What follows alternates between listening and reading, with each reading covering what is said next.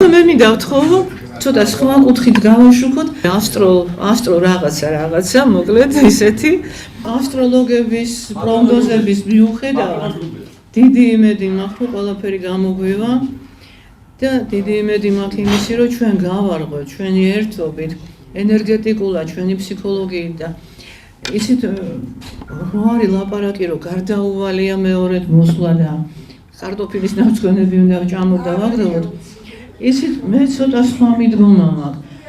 იგივე ბიბლიიდან რო ავიღოთ მაგალითი, ღმერთმა რამდენჯერ გააფრთხილა კაცობრიობა, სანამ წარღმას მოუწყობდა. რამდენჯერ უთხრა რომ დაბრუნდით სწორ გზაზე, მაგრამ არ შეისმინეს.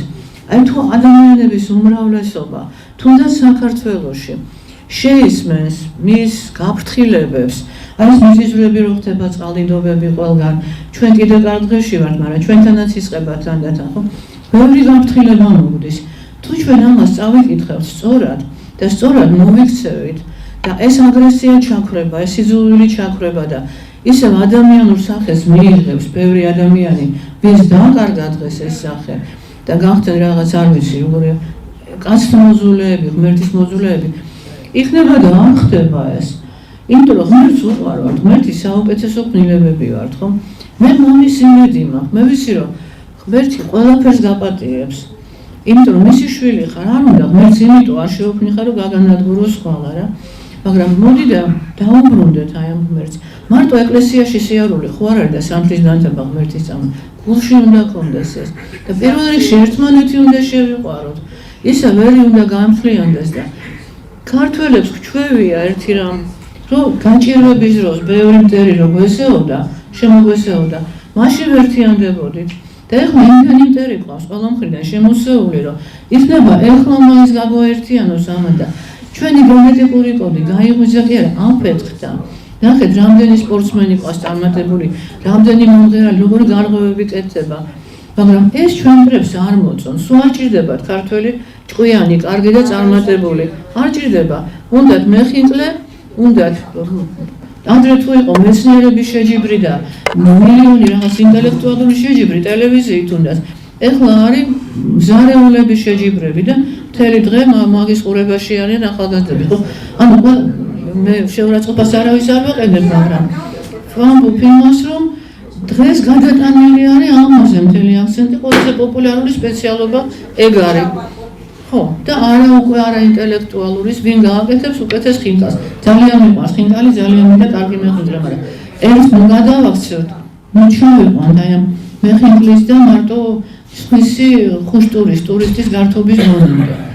დიდი მადლობა და ეხლა მინდა ესე ვთქვათ რეზუმე გამიკეთოს ჩვენმა განსაკუთრებით პატრიცემმა სტუმარმა, ჩემმა ძველმა მეგობარმა, მალხაზ გოლუკაშვილმა, რომელსაც თავისი ყვაეთმოინება ძალიან უყვარს ჩემ მაყურებელს, ჩემს პრემიას და გამგონი თელ ქართველებს. იმას მოუნდება რამე. აქ იმდენი ილაპარაკეს რომ მე რა უნდა ვთქვა ისაც არ ვიცი. შენი სათქმელი ვთქვა. მართლა ვიცახე, კი არ ხუმრობ. ერთ რამეში ბატონი ექიმი რო იყო ის გასტროენტეროლოგი. ხო თქვენ დაგეთანხმებით აბსოლუტურად, იმიტომ რომ უძველეს მედიცინაში ისეთი როგორიც არის დაოისტური მედიცინა. მას ქვია ამ მედიცინას ქვია ცინეიძამი ჩინურ ენაზე. და მსგავსი მე პარალელებში რო გამიხილოთ მაგალითად იგივე მე-6 საუკუნეების ოკულტური მედიცინა. და იგივე პარალელში რო გამიხილოთ ქემის პერიოდის ეგვიპტური მედიცინა, სადაც ადამიანის შიდა სამ ძირითად არსებად ითვლებოდა სამი ასე რომ ვთქვათ ემანაციური, ემოციური და ფიზიკური სხეულები, ეთერული სხეული, ანუ ზუსტად იგივეს ამბობს, რაც დღეს თქვენ თქვით. ეხლა მე ძალიან ღრმად ვიცნობ განსაკუთრებით ამ მედიცინებს, იმიტომ რომ მთელი ჩემი ცხოვრება შევწირე საშუალოდ 50 წელი. ეს ცოტა დრო არ არის მე მგონი. და ზუსტად იგივე ამბობთ, რაც თქვა ცინეიძამმა, მაგალითად დაოისტურმა მედიცინამ, რომლის 300 ტომი არსებობს წარმოიდგინეთ. და ეს არის საოცრება. ადამიანის კურნალობას რო იწყებდნენ დაოსტიბერები, იწყებდნენ პირველი გამახურებლიდან, ესე ეძახდნენ იმ ადგილს, ანუ პირველი ენერგეტიკული ცენტრიდან, რომელიც ჭიპის არეალში მდგომარეობს და იქიდან გადის 8 დიაგონალი, რომელიც ყველა ორგანოს ასახავს, რომელიც მუცლის ხრუშია. თუ და ამას თანამედროვე ენაზე ეძახდნენ დეტოქსიკაციას. თუ სუფთა განსაკუთრებით განივი კოლინჯი, კუჭნაწლავის ტრაქტი, მაშინ სუფთა მთელი ადამიანი. იმიტომ რომ შემდეგ უკვე გონებად სუფთაა. ამ პრინციპით კურნალობდნენ და აბსოლუტურ შედეგებს აღწევდნენ. აბსოლუტურს. საერთოდ არ ჭირდებოდათ არანაირი წამალი, არანაირი ვაქცინა და პრაქტიკულადაც მაქვს მოსინჯული და ვიცლებად მუშაობს, ფანტასტიკურად მუშაობს. და ადამიანი დგება. ეს არის ეგვიპტელები ამაზე ამბობდნენ, რომ ადამიანს ყავს ორეული, რომელსაც ეძახდნენ კას. კას ადამიანის ეთერული სხეული, ანუ ნამდვილი ადამიანი. იმ შიდა სხეულის ფიზიკური არსი.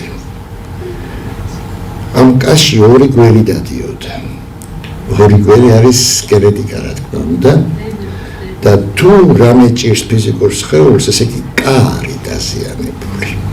ამიტომ დაელაპარაკე კას, მოეფერე, მოусმინე და ის აუცილებლად გამოჯამთელდება. და თუ ის გამოჯამთელდება, ადამიანიც გამოჯამთელდება. ეს მომენტი, იგივე მომენტი აქვს წინაიწამის სპეციალისტებსაც, ანუ დაოისტებსაც. ისინი ელაპარაკებოდნენ ორგანოებს. ამის პრაქტიკული გამოცდილება ჩვენ ჯგუფში ბევრს აქვს. და ფანტასტიკური შედეგები აქვს მიღებული. ონკოლოგიას კი რჩება, ნებისმიერი დაავადება რჩება. არ არსებობს ესეთი დაავადება, რომელიც არ რჩება სინამდვილეში. ეს პირველი თემა, რომელსაც აუცილებლად მეთოდა შევხედოთ, იმიტომ რომ ძალიან მომეწონა თქვენი გამოსვლა. და ამისთვის მადლობას გიხდით. ეხლა მეორე მომენტ შევხედეთ. თუმცა ამის ახსნა შეიძლება ფიზიკის და ქიმიის დონეზეც, მაგრამ ფიზიკა და ქიმია ჯერ კიდევ არ არის იმ დონეზე, როგორც იყო მაშინ. ეხლა მეორე თემას მინდა შევეხო. აუდგო რო თქვით, რომ ლადო კახაძესთან მე არ ველოდი, ლადო კახაძესგან მეტს და საერთოდ არ ველოდები არავისგან მეტს. ამ ხალხისგან და ბადო. არსებობს ესეთი უძველესი მეცნიერება, რომელსაც ქვია ფიზიოგნომიკა. ადამიანი როგორც აზროვნებს, ისეთ ფორმებს იღებს. და რამდენიც არ უნდა მოინდომოს, ის ვერ დამალავს თავის რეალურ შინაგან არსს. ეხლა რატო კახაძის ინტელექტზე ცოტა არ იყოს მაპატიეთ და ეჭვმეპარება. ის რომ მას ლექსის კარგად კითხვა შეუძლია, მაგრამ ეს ხელოვნურ ინტელექტსაც შეუძლია. ეს არ ნიშნავს, რომ ის ღრმად აზროვნებს და საერთოდ აზროვნებს. ეს მეორე მომენტი. მეორე ბერტოლტ ბრეხტს აქვს ფანტასტიკურად რა ასდაკირვამობს თუ გახსოვთ, ვისაც აქვს ბერტოლტ ბრეხტი წაკითხული, ცოტა უკეთესია ახლა ვით ეს სცენარში შეიძლება შენობურად დადგამე სპექტაკლი. ასდაკი ამბობს, მოსამართლე ვერ იქნება, მოსამართლე. ღებავი, უბრალოდ ღებავი. ეს ხდება დღეს. საქმე იმაშია, მთელი უბედურება იმაშია, რომ კაცობრიობას მართავს დღეს სოციოპატები. სოციოპატები არ არიან, ისინი არიან ფსიქოპატები და ძირითადად სოციოპატები მოდიან პოლიტიკაში, როგორც წესი და კრიმინალში. უნდროს ყველგან არ შეუძლიათ თავის გამოჩენა. თუ ძალაუფლება აქვს, მხოლოდ მაშინ არიან ძლიერები. ნამდვილი ძლიერი ადამიანი აგრესიული არ არის. სოციოპატია რას ნიშნავს? მას საზოგადოება არ უყვარს და მესამე ფსიქოლოგიაზე. იმისათვის რომ თავისი არსებობა მათ გაემართლებინათ, შემოადგენს იდიოტური, ასე რომ ვთქვათ, სოციოლოგიური ექსპერიმენტი, საზოგადოებრივი აზრი. საზოგადოებას აზრი არ აქვს. აზრი ეს ინდივიდის თვისებაა. საზოგადოება მხოლოდ ემოციით მოქმედებს. და ემოცია არის ერთადერთი რამ, რაც მთელ საზოგადოებაზე ვრცელდება. და ძარო მინდომოთ იმას ვერ გავექცევით. სწორედ ეს ტექნიკა იყო თავის დროზე, რომ მოინდომა გამოეყენებინა ალისტერ კროულის, როცა შესთავაზა ალისტერ კროული, ეს იცით ვინც იყო. ეს შავი ოკულტისტი იყო, არ იყო ესე ისე ეგვიპტოლოგი იყო და ძველი ეგვიპტური იცოდა ძალიან კარგად და ამიტომ ძალიან მაღალტონეს იყო მიღწეული ოღონდ შავი მმართველობით. მოსესია საერთოდ დანაჩენი ოპერაცია გააკეთო და ადამიანი გადაარჩინოს და დანაჩენი მოკლე კაცი. თავარია თუ იცი როგორ გამოიყენებ მე იმაზეა ყველაფერი დამოკიდებული. საქმე მაშია რომ ადამიანი გარკვეული პერიოდის განმავლობაში წაღან თიმუსზე ცილაპარაკა ერთმანეთთან ბატონმა თემუნის ხათაშორის მეორე გამახურებლის ძირშია. აი ამ ცენტრშია და სტასთან ერთად ის არიზდება. ბავშვია, იმიტომ რომ ბავშვი დიდი. მოსამე ცენტრია ეგ არის. და კავშირში ეპიფისთან. საქმე იმაშია რომ არის სამი სხეული, რომელიც ქმნის იმას, რასაც ჩვენ ვეძახით სულს. ეს არის კა, და ახ, როგორც იტყვიან ეგვიპტელები, ჩვენ როგორც იტყვიან ოკულტისტები, ეს არის ეთერული სხეული, ანუ ფიზიკური სხეული ეს არის მეორე ემოციური სხეული და ემანაციური სხეული. ემანაციური სხეული ემპათიის მატარებელია და ემოციური სხეული და ემანაციური სიყვარულის, ამიტომ არის რომ ადამიანებმა სიყვარული არ იციან და არის უმრავლეს შემთხვევაში. და მას ერთ საკმაოდ ყალბი წარმოდგენა. მისანი ერთადერთი, რაც არის ამ ხელისუფლების და მე ძალიან დიდი ხნის წინ ვიცოდი და რომ წერდი კიდეც და ვამბობდი ჯერ კიდევ 95 წლიდან. იმიტომ რომ უნდა იცოდეთ ყველა ეს ტრაქტატი და უნდა იცოდეთ თუნდაც მე-6 საუკუნეში დაწერილი თალმუდი, რომელიც გამოწერილია და გაპროფანებული ბაბილონური თალმუდიდან. ეს წიგნი არსებობს, თუმცა წაიკითხავთ. საკმაოდ დიდი წიგნია და საკმაოდ სერიოზული წიგნია. მაგრამ ამ წიგნის მერე შეიძლება ცუდ ხასიათზე დადგეთ ძალიან. იმიტომ რომ ყველა ეს მიზანი სრულდება. რაც იქ არის ჩაწერილი, ამას საკმაოდ ძველი პროექტია, რაც დღეს მიდის კაცობრიობის განადგურების პროექტი. ეს პროექტი დაიწყო აბრამისტული რელიგიების დასაწყისიდან. ჯერ კიდევ ჩვენ წელთაღრიცხობდე მე-7 საუკუნეებიდან. საკმაოდ მიაღწიეს იმას მე-20 და 21 საუკუნეში, რომ ადამიანების უდიდესი ნაწილი და უდიდესობა 50-60% არ არის კიდევ უფრო მეტი პრაქტიკულად ბოტია. ბოტი ნიშნავს ადამიანი აი სხეულების გარეშე, რასაც ემოციური და ემანაციური სხეულები ქვია, ადამიანი რომელიც მხოლოდ აუცილებელ პირობაზე ზის. ის ავტომატურად ხდება ხარბი მერე, იმიტომ რომ გადადის საკმარის პირობაში კი არ ყოფილდება, გადადის სიხარბეში, იმიტომ რომ მას განვითარება არ ჭირდება. მას არავინ არ უყვარს თავის გარშემო, მას ყველას სურს და შემდეგ აკეთებს იმას, რასაც აკეთებს დღეს მსოფლიოში. 95 წელს მომიწია ერთთან საუბარმა და ერთი კითხვა დამისვა უცხოელმა. რა გაქვთ ქართველებს ესეთი საინტერესო, რომ ესე სერიოზულად ისწავლება თქვენი გენეტიკაო. Სოციალურ პენტაგონშია ინსტიტუტი კავკასიური გენის შემსავლელი, სინამდვილეში ქართული გენის შემსავლელი. იცი რა გვაქვს სიკვდილის მეხსიერება. და ერთადერთი ერი ვართ ქართველები ცოცხალერებში ვიძახიმე. თორე იყო ძველში ტრანსმუტაცია სიტყვა ზუსტად მაგას ნიშნავს. გარდაცვალება რო გვაქვს სიტყვა. გარდაცვალება სიკვდილს არ ნიშნავს. იმიტომ სიკვდილს აქვს ფაზები. არსებობს სტაგნაცია და ტრანსმუტაცია. მე ვიძახი ძველი კულტურული ფილოსოფიის მიხედვით. სტაგნაცია ეს არის სიკვდილი. სიკვდილი არის ის, როდესაც ჩვენ საბოლოოდ ქრები სამყაროში. როცა სიცოცხლე თავდება. ქართველმა კაცმა ძალიან კარგად იცოდა რა იყო გარდაცვალება. ეს სიტყვაშიც ჩანს და იმ ქართულად ზღაპარში, რომელიც სიკვდილზეა მიწყვნილი. ადამიანი, რომელიც გადის და განიცდის სიკვდილს. ეს კი არა, მე თქვი კიდეც მაშინ. ნასას ჭუა რო კონდეს. მსგავსი არა აქვს, დამიჯერეთ. ჭუა რო კონდეს, უნდა დახურონ დასვან ჯგუფი, შედარებით ჭკვიანი ხალხის და ეს შეისწავლონ ეს თემა. და ყველაფერი გასაგები გახდება. ალბათ იცით, რატომ დაჭრეს ჯორდანო ბრუნო. არავის არ დაუწია იმის გამო, რომ მან თქვა დედამიწა ბრუნავს. იმიტომ მან ილაპარაკა სამყაროების მოდელებზე. და ეს წიგნი დაიბეჭდა სხვათა შორის მაშინ გამოვიდა. ისე რომ ჩვენ აბსოლუტურ სიყალბეში ვცხოვრობთ. ყველაფერში სიყალბეა. სიყალბეა. მათემატიკა არ არის ერთადერთი ყალბი. დანარჩენი. ფიზიკა ყალბეა. ქიმია ყალბეა. ბინომიცის მენდელეევმა როგორ შექმნა და როგორია პირველი პერიოდული სისტემა 1911 წელს გამოვიდა. ეს სიგნე აიგრძელა. პირველი ელემენტი რა არის? მაშინ გასაგები იქნება რომ ყველა ერთი ელემენტია სინამდვილეში. ხო. ბიოლოგია ყალბეა. მოდარონის თეორია რო იდიოტიზმია დამეთანხმებით ალბათ. ვინც ელემენტარულ დონეზე მაინც იცის. პრაქტიკული კი საინჟინრო სპეციალობები მეტნაკლებად მუშაობს, იმიტომ რომ მაინც უფრო ისეთ პრიმიტიულ ფიზიკაზეა დაყრდნილი. ღრმა ფიზიკა გამკრალია, იმიტომ რომ ვინმე ასწავლის დღეს ეთერულ ფიზიკას.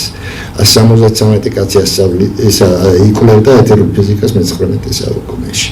173 ფიზიკოსი, რომელმაც გვარი იცით, ერთადერთი იცით ტესლა. მეტი არ იცით. ამით მე შეურაცხყოფას არავის არ ვაყენებს, იმიტომ რომ უბრალოდ დახურა. არავის არ აწყობდა. ვინმე მიწის ტორსიული ველის თეორია როგორია შექმნილი 1922 წელს ფრანგი მათემატიკოსის მიერ. ვინმე მიწის ეს მათემატიკა არავინ არ იცის. იმიტომ რომ აიგრძალა. ის კი არა ოფიციალურად ფრაქტალურ თეორიაზეც არავინ ლაპარაკობს, როცა მთელი კოსმოსი ფრაქტალური კანონითაა მოწყობილი. ვინმე გაგიგია სფეროთა მუსიკის შესახებ, ეს არის ჰარმონიის თეორია, მათემატიკა, გაგებული გაქვთ. ამით იყო სხვათა შორის მენდელეევი გატაცებული, იმიტომ რომ მენდელეევი მუსიკოსი იყო, არ იყო ქიმიკოსი. და შექმნა მენდელეევის პერიოდული სისტემა. როგორც ხედავთ, ყველაფერი ერთმანეთია. რა თქმა უნდა, მედიცინაც, ეს მედიცინასაც ეხება ეს ყველაფერი. იმიტომ რომ საკმარისია ალბერტ დიდის მალე ალხიმიჩესკის მოდი წაიკითხოთ და მიხვდებით რომ სუსვანერა და ყველაფერი, იმიტომ რომ მასე აწყობილი მერე პარაცელსი და ასევე ავიცენა. ეს გენიალურია, თითოეული მათგანი. და ჩვენ ამ გენიალურებს არც ვასწავლით და არც ვეხებით. გინდა შექმნა სახელმწიფო. სამი უმთავრესი სისტემა, ყველაზე დაფასებული სისტემა. ეს არის პირველი განათლება, რომელიც არ არსებობს. ძალიან ჭკვიანმა ქალმა გერმანელმა უახლოებით 10 წლის წინ გერმანიაში უთხრა ციგნებს უნივერსიტეტში ხას. მე მოგცემ ბავშვისთვის მინდოდა ფიზიკის, ქიმიის და მათემატიკის ციგნები. ყველა იყო გამოცემული 70-იან წლებში. იმის შემდეგ სერიოზული ციგნი აღარ გამოსულა. ეს განშესული ქალი იყო, ლინგვისტი იყო პროფესიით, ფანტასტიკური ქალი იყო. მართლაც ესეა. ამიტომ პირველი ეს არის განათლება. ჩვენ დღეს განათლება არ გვაქვს. ჩვენ კი არ მსოფლიოს არ აქვს. თქვენ ნახოთ რა ხდება საფრანგეთში და რა ხდება გერმანიაში. გაგიკვირდებათ. იმიტომ რომ ის სკოლას რომ თავრებენ ეს მიახლოებით ის დონე, რაც ჩვენ ვიყავით მესამე კლასში, 60-იან წლებში. მეორე და უმთავრესი სისტემა ეს არის ჯანდაცვა, რომელიც არ არსებობს დღეს. რეალურად რომ ვთქვათ. ის რომ თქვენ რაღაცა გინდათ აკეთოთ, ეს საკმარისი არ არის, ეს სახელმწიფოდან უნდა იყოს პატრიცებული. და მესამე უსაფრთხოება, არც ეს არ არის დღეს. ჩვენ არავისგან არ ვართ დაცულები და არც გქონდეთ იმის იმედი რომელიმე ესენი დაგეცათ თუ თქვენ თვითონ არ დაიცავთ საკუთარ თავს. გახსოვთ რა უთხრა ჭყონდიდელმა დავით აღმაშენებელს სანამ მეფედ მოვიდოდა. გინდათ სახელმწიფო, ხალხს ღირსება დაუბრუნეო. ამიტომ მე მივესალმები ამ დღევანდელ დღეს ძალიან მაგარია.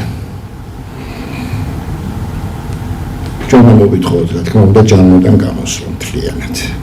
ჩვენ არ გვჭირდება ჯანი. არც ის მე-6 რიგის ევროპა რო არის. ჩვენ თუ მესამე ყოფილვარ და ჩვენ თუ მესამე ვართ ის მე-6-ია. რომ პირველი მეორე ვინ არის არ გაგიგებთ.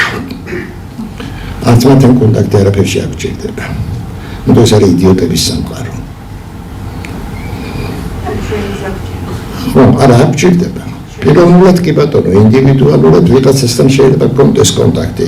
იმიტომ რომ მაპატიე მტერი არასოდეს არ არის ქართველი, გერმანელი, ინგლისელი, ფრანგი, აფრიკელი რა მნიშვნელობა აქვს? მტერი არასოდეს არ არის ინდივიდუალური ადამიანებს შორის. მტერი პოლიტიკა ქმნის მტრებს სინამდვილეში. და ეს პოლიტიკა ისეა მოწყობილი, სპეციალურად არის მოწყობილი, ეს პროექტია. იცით, ბოლო პროექტი, პირველი პროექტი არ ვიცი, მაგრამ ძალიან ძველი პროექტი, დაწერილია ძალიან დიდი ხნის წინ და ეს ჰოლის თავისენში აქვს შეტანილი, რომელიც 19 საუკუნეშია დაწერილი. 1824 წელს შორის გერმანიაში დაიდო შემდეგი პროექტი. იმის შემდეგ 1957 წელს ამერიკაში დაიდო შემდეგი პროექტი. შეგიძლიათ ეს პროექტები მოძებნოთ და წაიკითხოთ. და ეს არის ბოლო პროექტი, ახლა რომელიც არის. ბოლო პროექტი, რომლის მიხედვითაც თქვენ ყველანი, მეც რა თქმა უნდა, მაგრამ მე მოვესწრები. გადავალი კითხარის. ბოტები უნდა ვიყოთ. მდგრადი ადამიანი არავის ჭირდება. ჩვენ ახლა ვაშინებენ ხელოვნური ინტელექტი. მაპატი არ არსებობს ხელოვნური ინტელექტი. სიმართლე თუ გაინტერესებთ არ არსებობს. რა არის? მე შევამოწმე რამდენჯერმე კითხვები და όσο ისეთი იდიოტური პასუხები გამცა თვითონაც შეერწყვა სხვათა შორის. კი, შეერწყვა, გაწყვეტა. თვითონაც შეერწყვა. იმიტომ რომ რა შევად, იმ ინტერნეტში შედის აგროვებს ინფორმაციას და იმით გაძლევს პასუხს. და გამოვიდა ხელოვნური ინტელექტი კი არაა, ჩვენი ინტელექტია გამოყენებული. აბარა, ხელოვნური ინტელექტი რას ნიშნავს? როცა შენ თვითონი აზრებ. არა, ჯერ კომპიუტერი მაგდონეზე არის და ვერც ვერასოდეს ვერ იქნება, ვინც ელემენტარულად იცის ის კანონები, ის მათემატიკა. გაუშვას გამისული შესაძლებლობა. არ შეუძლია შემოქმედებითი პროცესი. აი ეს არის ყველაზე მთავარი და რატომ არ შეუძლია? ვინც იცის მათემატიკა კარგად, განსაკუთრებით ციფრული მათემატიკა, ეს კომბინატორიკა და მათემატიკური ლოგიკა ყველამ კარგად იცის, რომ თუ ესე დაიწერა პროგრამა, იქ შემოქმედება ვერ იდება, იმიტომ რომ იქ არის მხოლოდ ალგორითმი ხო და არას პრინციპზე, 0 და 1-ის პრინციპზე აწყობილი. აი ეს მომენტი უნდა იცოდე, აუცილებლად უნდა იცოდე ღრმად და მაშინ მიხვდები რეალობაში რასთან გაქვს საქმე. ისე რომ არაფერი ახარ გამოვა. წელს ვართ მეცხრე არკანის პოზიციაზე კაცობრიობა. საქართველოს არ ვიცახი. საქართველოს მე-13 არკანის პოზიციაზეა. ეს რას ნიშნავს? მე საერთოდ კიდია ყველა მიმართულება ასტროლოგიიდან დაწყებული ყველანაირი იმით უბრალოდ ჩემთვის თავარი რეალობა. მეც მატერიალისტი ვარ და არც იდეალისტი, იმიტომ რომ არ არსებობს იდეა მატერიის გარეშე და მატერია იდეის გარეშე. პირდაპირ დამოკიდებული მცნებებია, ეს მხოლოდ ჭკუა მაღრძობ ფილოსოფოსებს ახასიათებთ. მე ერთს ვიტყვი, მე-13 არკანი ნიშნავს ტრანსმუტაციას. ანუ წელს დიდი ცვლილებები უნდა დაწყებულიყო. როდის თქვი ეს გაიხსენეთ? ჯერ კიდე 3-4 წლის წინ და 2016 მე ტელევიზიით ყველაფერი ის რაც ახლა ხდება 2 საათნახევარი ჩაწერეს და 16 წუთი გაუშვეს. ხო, ეს ყველაფერი დეტალურად აღწერე. წელს რაც დაფარულია ყველაფერი გამშრალდება მთელ მსოფლიოში. აქედან საქართველოში გარკვეული ტრანსმუტაცია ხდება. მე მაგ იმედი რომ ესენი მომხერხებენ იმას რომ twins გამოწრაებენ. მართალია პატარა ის twin-ი კამათელივით დახტის თავში, მაგრამ მაინც და და გამოვლენ ჯანმოწარ. იმედი მაქვს, ძალიან დიდი იმედი მაქვს. თუმცა ბოლომდე მაინც ამჭირდა, ხო იცით რა. კაცობრიობა მე-13 არკანზე შედის 2029 წელს. ისე რომ ის კამათი დაწყებული რაც არის მსოფლიოში ფიზიკოსებს შორის, სხვათა შორის სერიოზულ მეცნიერებს შორის, რომ ეს მოხდება 26 წელში, 23 წელში თუ წესით უნდა დასრულდეს 29 წლამდე. არ არსებობს ეპოქა, რომელიც არ იწყება ქაოსით და რომელიც არ თავდება ქაოსით. და ყოველი ქაოსის დასასრული იწყებს ახალ წესრიგს. მაგრამ ეს ის წესრიგი არ იქნება თქვენ რო ფიქრობთ. ეხლა ჩვენებდა აქ სურათები გქონდა დადებული. ფაუჩისა და ბილ გეიტსის. ორი გონება ჯულინგის. იმიტომ რომ ადამიანი რომელსაც აქვს იმედი რომ შეუძლია თვითონ მართოს მთელი ეს კაცობრიობა და აქვს იმედი რომ შეუძლია მოკლას ის რაც ადამიანია შიგნით ის ჩუნგია აქედან გამომდინარე ის ასაც მე მასონებს ილუმინატებს სიონისტებს ეძახით მე მათ პატიმოყვარე პრიყვებს შეეძახი და არ გამოვა ის რაც აქ ჩაფიქრებული ეს არის დასასრული ყველაფრის და ბოლოს ჩემს მეგობარს ზაზას მინდა მადლობა მოუხადო ეს ერთ-ერთი პირველი კაცი ვინც ჩემი ციხიდან გამოსვლის შემდეგ მოვიდა მე ვიყავი ციხეში B კორპუსზე 251 კამერაში 4 წელი ეს კამერა ეს არ შეიძლება რომ გავიხსენო ზაზას ვაძლევ ახლა პადეშკას ეს კამერა პირდაპირ უხურებდა მორგს რა თქმა უნდა ყოველ მეორე ღამეს მესმოდა ტივილი რომ მომკლავთო ეს ერთი და ყოველ მეორე დღეს ხედავდი როგორ მოდიოდა პიკაპი რომელსაც მომყოლოდა ქალბატონი სანდრა რულოსი და გაგონდათ კონტეინერები ორგანოები და ამას მე ჩემი თვალით ხედავდი როგორც კი გამოვედი ციხიდან პროკურატურაში რომ დამიბარეს და რომ დამიწყეს რა გაწყენინეს შენ გამეცინა მე არაფერი მე ვერ მაწყენინებდი მეგრეადული არ იყო ჩემი წყეინება მეთქი თქვენ ის მკითხეთ რას აკეთებდა სანდრა რულოსი ყოველ მეორე დღეს და გეტყვით ვინ უნდა დაკითხოთ 70 კაცს მაინც მეთქი რომელიც პირდაპირ უყურებდა ამ ყველაფერს არა ჩვენ ამის უფლება არ გვაქვს ფაშინ კარგად იყავით მეთქი და წამოვედი ისე რომ ვერსიკედან ვერ გამოვა ჯანმრთელი არა უნდა გამოვიდეთ ეხლა უკვე სხვა სიტუაცია არა სიტუაცია არა უნდა გამოვიდეთ გამოვალთ ბოლო თუ ძამბოს გაახურებენ იმის უფლებას გვაქვს რომ ვინადიროთ კარგად დიდი მადლობა ყველას მადლობა დღევანდელი დღისთვის ეს სიამოვნებისთვის რაც დღეს მოვიდოდ მომხელოვნებისა და დავიღალე კიდეც